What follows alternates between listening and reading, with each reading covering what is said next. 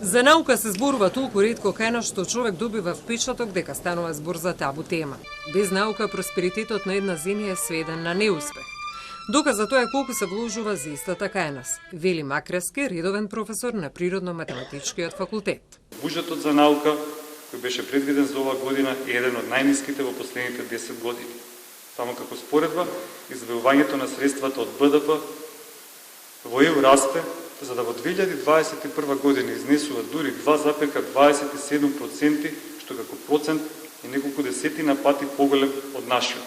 Средствата кои ги добиваат универзитетите за наука се понижувачки, смета професор Гулабовски, кој неколку години е меѓу топ 2% на највлијателни научници во светот според Стенфорд листата.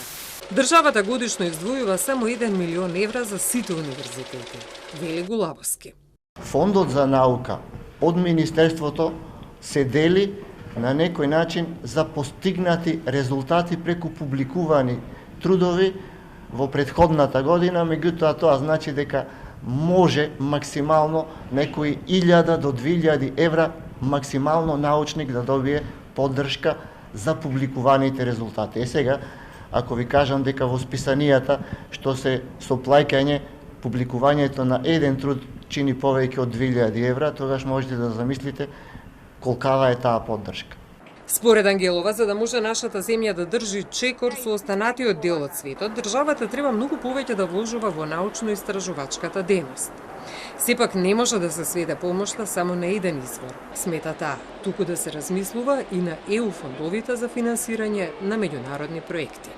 Иако вложувањата за истражување и развој се зголемија и во останатите региони, сепак, понеразвиените земји, односно земјите во развој, се уште инвестираат помалку од 1% од нивниот бруто домашен производ во истражување и развој.